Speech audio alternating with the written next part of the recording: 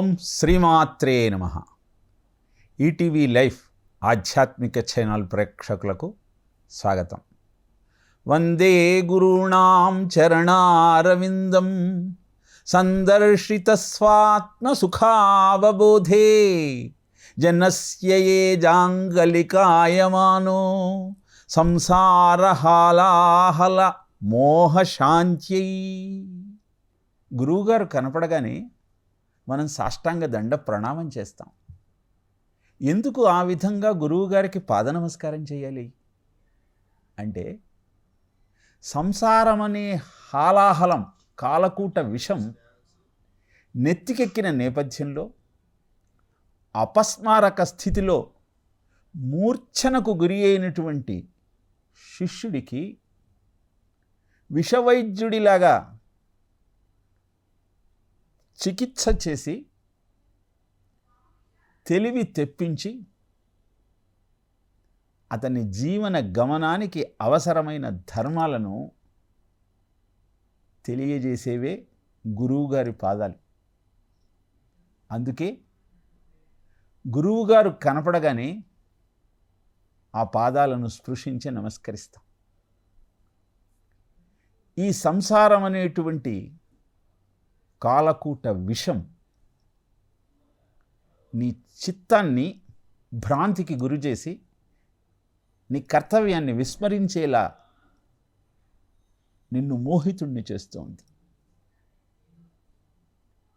సంసారకూపమతి ఘోరమగాధమూలం సంప్రాప్య దుఃఖశత సర్ప సమాకులస్య దీనస్య దేవ కృపయా పదమాగతస్య లక్ష్మీ నృసింహ మమ దేహి కరావలంబం అని ఆదిశంకరులు నృసింహస్వామిని కీర్తిస్తారు.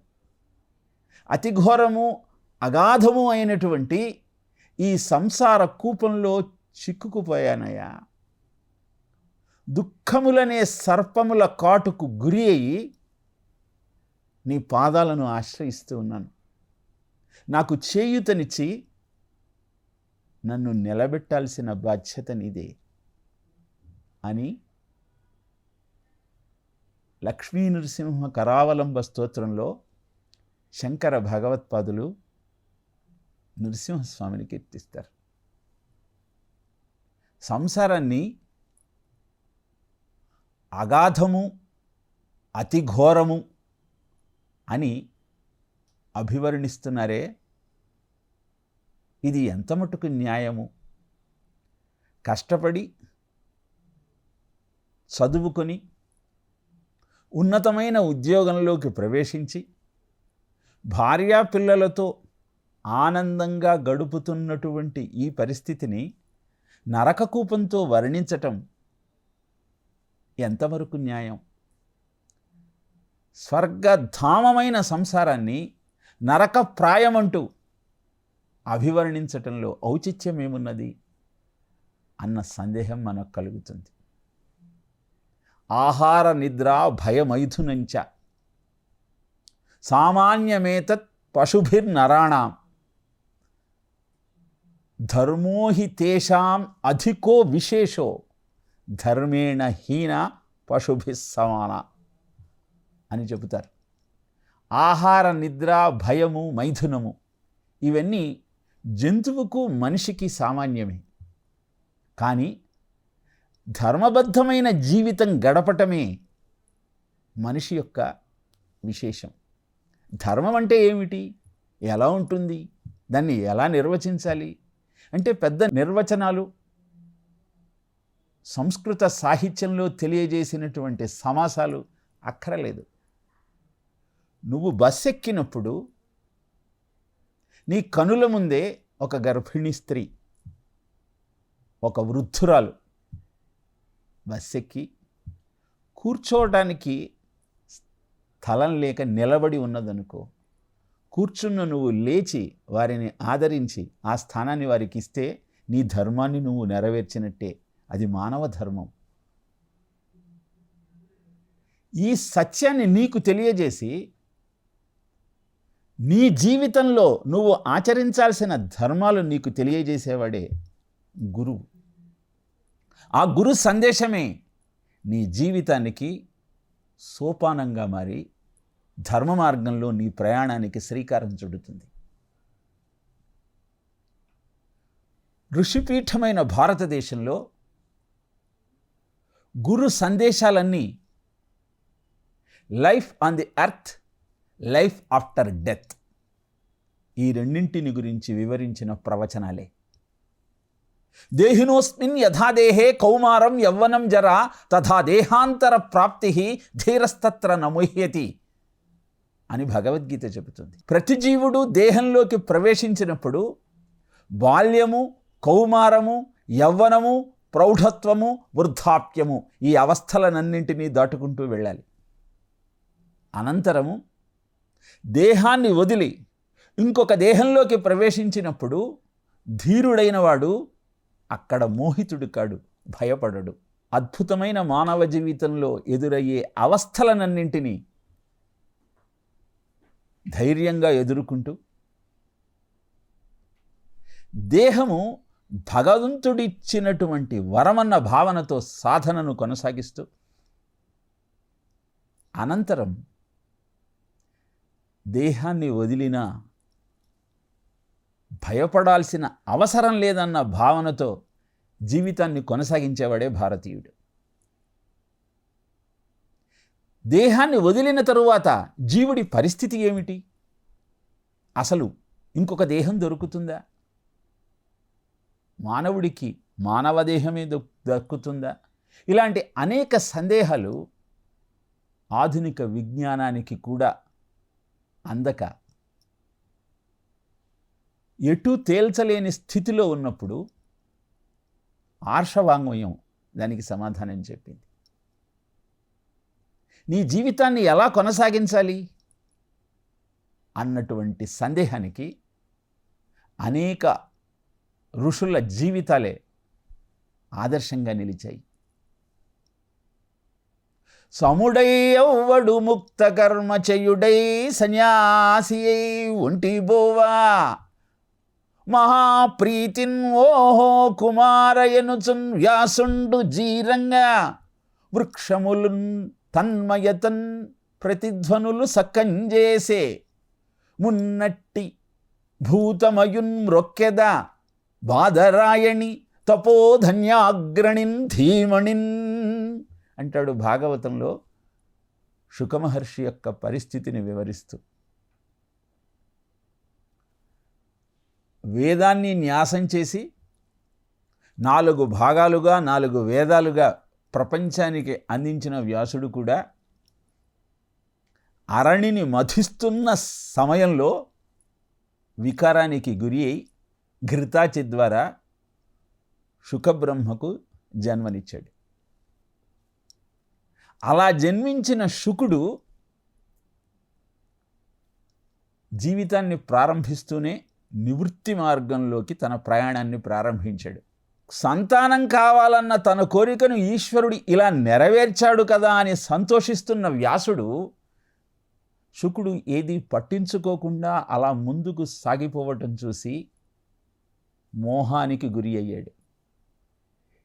ఎంత అభ్యాసం చేసినా, ఎన్ని ప్రవచనాలు చెప్పినా, ఎన్ని వేదాంగాలు రచించినా మోహానికి గురి అయిన మానవుని పరిస్థితి ఎలా ఉంటుందో దేవీ భాగవతంలో వ్యాసుని వృత్తాంతం ద్వారా మనం గమనించవచ్చు. దేవీ భాగవతాన్ని రచించింది వ్యాసుడే అయినా తననే ఒక పాత్రగా ఆవిష్కరింపజేస్తూ అద్భుతమైన నిత్య జీవిత సత్యాన్ని మనకు తెలియజేశాడు. అలా శుకుడు వెళ్ళిపోతూ ఉంటే మోహంతో, ప్రీతితో, ఓహో కుమారా ఆగవయ్యా, గృహస్థాశ్రమాన్ని స్వీకరించవయ్యా, వంశాన్ని నిలబెట్టవయ్యా అని ఓహో కుమారా అంటూ కేకలు వేస్తూ ఉంటే అంతా బ్రహ్మమే అన్న భావనతో ఉన్న శుకుడు సమాధానం చెప్పే స్థితిలో లేడు. కానీ ప్రకృతి శుకబ్రహ్మకు బదులుగా ప్రతిస్పందించింది. వ్యాసుడు ఓహో కుమార అంటే ఆ వృక్షాలు, గిరులు, తరులు, సరోవరాలు అన్నీ ఓ అంటూ సమాధానం చెప్పాయి. ఏ ఆచ్ఛాదన లేకుండా ముందుకు సాగుతున్నటువంటి శుకుణ్ణి చూసి సరోవరంలో స్నానం చేస్తున్న యువతులు బ్రహ్మభావనతో ముందుకు సాగిపోతున్న ఆయనను పట్టించుకోకుండా స్నానం చేయటం ప్రారంభించారు. కానీ ఆయన వెంటబడి ఆయన గమనాన్ని ఆపి తన వంశాన్ని పెంచుకోవాలన్న ఆలోచనలతో ఉన్న వేదవ్యాసుడు వృద్ధుడు. వ్యాసుడు అక్కడికి వచ్చినప్పుడు మాత్రం వెంటనే లేచి వస్త్రాలు ధరించారు. ఆశ్చర్యపోయాడు వ్యాసుడు. యువకుడైన నా కుమారుడు వెళుతూ ఉంటే మీలో స్పందన లేదు, కానీ వృద్ధుడినైన నన్ను చూచి ఎందుకని సిగ్గుపడ్డారు అంటే ఈ ప్రశ్న శుకబ్రహ్మ వేయలేదు, మీరడిగారు. ఆయనకు దేహభావన లేదు, అందుకే మాలో చలనం లేదు. మీలో ఆ దేహభావన ఉన్నది, అందుకే మేము సిగ్గుపడ్డాము అని సమాధానం చెప్పారు. ఇలా అంతటా ఉన్న చైతన్యం ఒక్కటే అన్న భావనతో ఎవరైతే జీవితాన్ని గడుపుతారో వాళ్లకు దుఃఖం అనేది ఉండదు. ఎప్పుడో ద్వాపరయుగ అంతంలోనూ కలియుగ ప్రారంభంలో జరిగినటువంటి సంఘటనను ఉదాహరణగా చెప్పి అంతటా ఉన్నది ఆ విష్ణు చైతన్యమే అన్న భావనను పూనికతో పట్టుకోమని చెబుతున్నారే, ఇది మా బోంట్లకు ఎలా సాధ్యమవుతుంది అన్న సందేహం శ్రోతలకు కలగవచ్చు. 1950 ఏప్రిల్ 14వ తారీఖున అరుణాచలంలో భగవాన్ రమణుల యొక్క ఆత్మజ్యోతి అరుణాచలేశ్వరుడిలో లీనం కావటం ఎంతోమంది ప్రత్యక్షంగా చూశారు. విదేశీ చరిత్రకారులు కూడా ఈ అద్భుతాన్ని గ్రంథస్థం చేశారు. ఆ భగవాన్ రమణుల యొక్క జీవితమే రమణ తత్వంగా మనకు ఆదర్శమై మన జీవితానికి పాఠంగా మిగులుతుంది.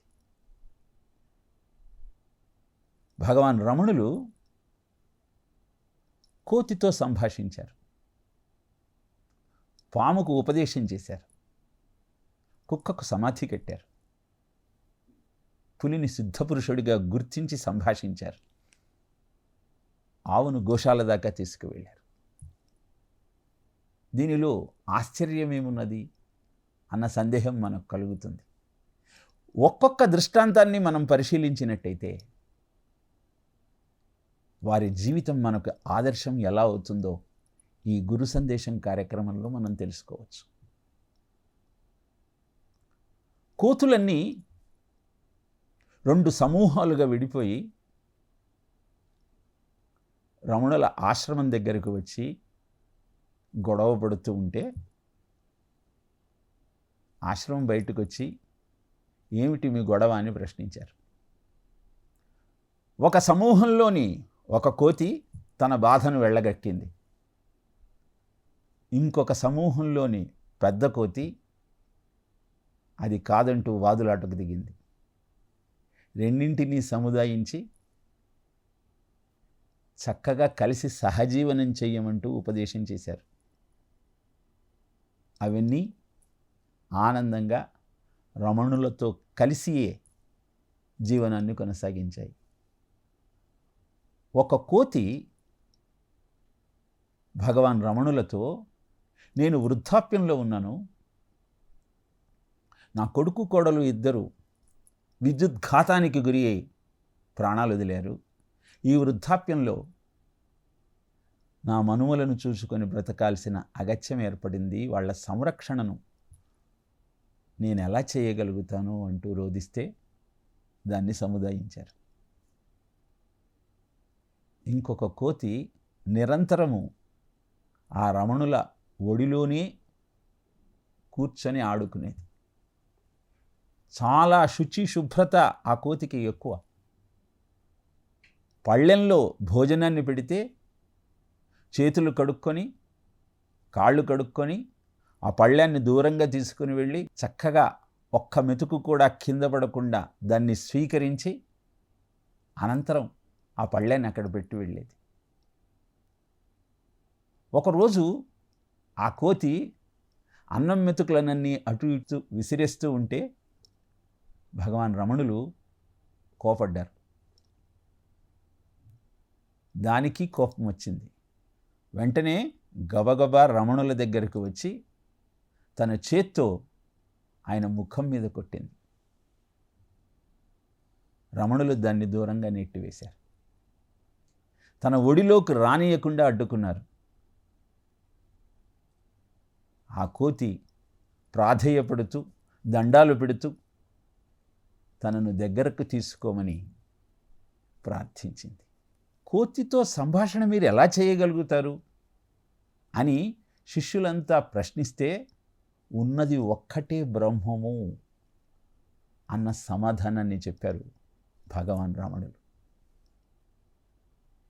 ఇలా అందరిలో ఉన్న ఆత్మ చైతన్యం ఒక్కటే అన్న భావన దృఢంగా ఉండటం వలన దాన్ని అనుభూతి చెందిన రమణులు 17వ ఏట అరుణాచలానికి వచ్చి అరుణాచలం నుంచి మరి ఎక్కడికి వెళ్లకుండా అక్కడే తన జీవనాన్ని గడిపారు. ఇలా గురువు అంటే ఈ భావనను పరిపుష్టంగా తాను అనుభవిస్తూ నలుగురికి తెలియజేసే వ్యక్తిత్వం కలిగినవాడు.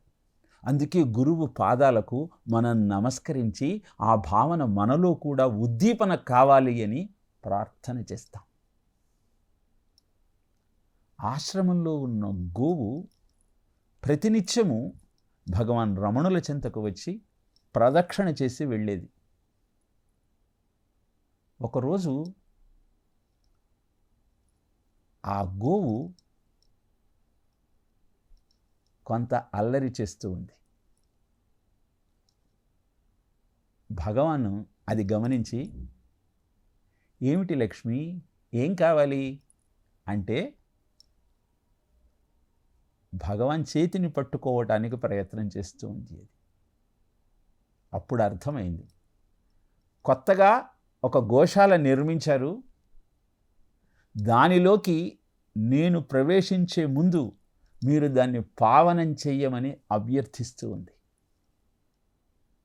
ఆ గోవు అంతకు ముందు జన్మలో ఒక అద్భుతమైన సాధకురాలు. అలా గోవుతో సంభాషించి దానిని గోశాలలో ప్రవేశపెట్టి అందరికీ ఆనందాన్ని అందించినటువంటి దక్షిణామూర్తి స్వరూపమే భగవాన్ రమణులు. ఇలా అందరిలో పరబ్రహ్మతత్వాన్ని చూస్తూ ఆత్మౌపమ్యేన సర్వత్రా సమం పశ్యతి యోర్జున సుఖం వా యది వా దుఃఖం స యోగి పరమో మతః అని ఏ చైతన్యమైతే నీలో ఉందో అదే అందరిలో ఉన్నది కనుక ఆ విషయాన్ని గుర్తిస్తూ సుఖమైన దుఃఖమైన ఎవరైతే ఈ భావనతో జీవితాన్ని గడుపుతారో వారు నిజమైన యోగి. వరులేయవి వనరించిన నరవర అప్రియములు తన మనంబు కగు. ఎదుటివాడు ఏ పని చేస్తే నీకు బాధ కలుగుతుందో తా వరులకు చేయకున్న పరాయణము పరమధర్మము పదములకెల్లన్ అని భారతంలో చెబుతాడు. అలా ఏ విషయం ద్వారా నీకు బాధ కలుగుతుందో ఆ బాధ కలిగించే పనులను నువ్వు ఎదుటివారికి చేయకపోవటమే ఉత్తమోత్తమమైన ధర్మం. ఇదే మనం జీవనాన్ని సాగించాల్సినటువంటి విధానం. ఉమాజే రామచరణ రతి బిగద కామ క్రోధ.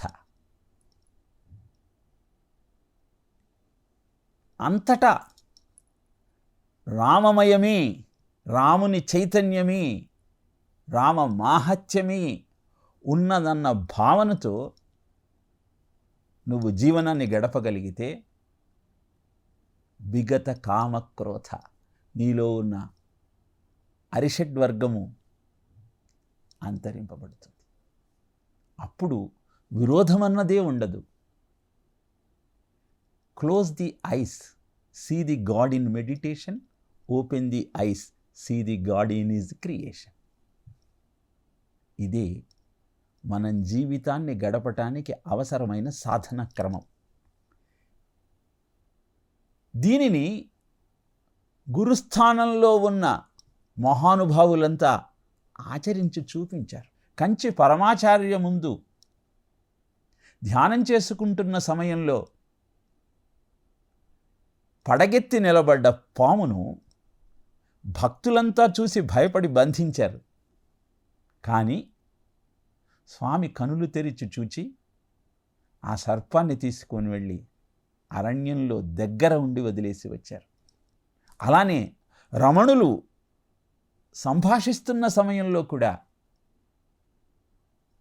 పాము ప్రత్యక్షమైతే భక్తులంతా భయపడ్డారు.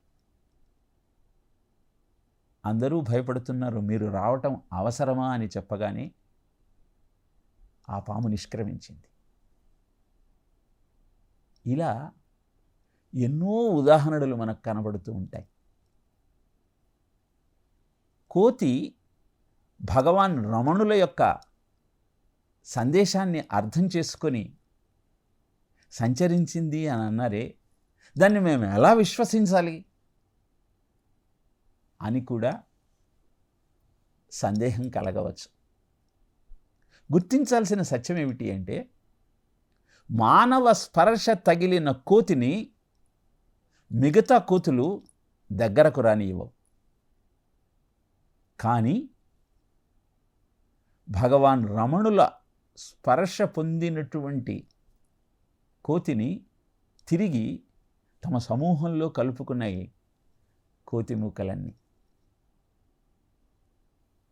ఇంత అద్భుతమైన ఆత్మతత్వాన్ని ఆవిష్కరించి మానవ జీవనానికి అవసరమైన సాధనాక్రమాన్ని ఎందరో మహానుభావులు గురుస్థానంలో నిలిచి ఆచరించి చూపి మనకు ఆదర్శంగా నిలిచారు. దాన్ని అనుభూతి చెందినప్పుడు మాత్రమే గురు సందేశంలోని గొప్పతనం ఏమిటో మనం గుర్తించగలుగుతాం. ప్రవచనం అంటే స్పిరిచువల్ ఎంటర్టైన్మెంట్ కాదు. కేవలం కాసేపు ఆ మాటలు వినటం వల్ల వచ్చేటువంటి అనుభూతి, ఆనందము క్షణికమైతే అది నీ జీవన ప్రమాణాన్ని సుసంపన్నం చేయలేదు.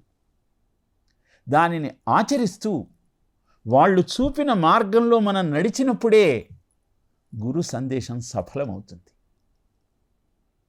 వందే గురూణాం చరణారవిందం సందర్శిత స్వాత్మ సుఖావబోధే జనస్య ఏ జాంగలికాయమానే సంసార హాలాహల మోహ శాంత్యై అన్న శ్లోకానికి ఇంత వ్యాఖ్యానం చేయటంలో అంతరార్థం ఏమిటి అంటే, ఏ గురు పాదాలకు నమస్కరించటం వల్ల నీ జీవిత గమనం సంస్కరింపబడి అత్యున్నతమైనటువంటి ప్రమాణంతో నీ జీవనం ముందుకు సాగుతుందో, అలాంటి గురువు ఇచ్చిన సందేశాన్ని కేవలం విని వదిలేయటం వల్ల ప్రయోజనం లేదు.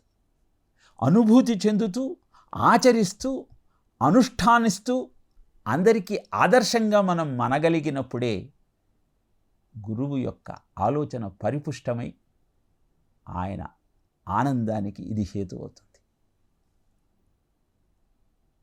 భారతదేశంలో మాత్రమే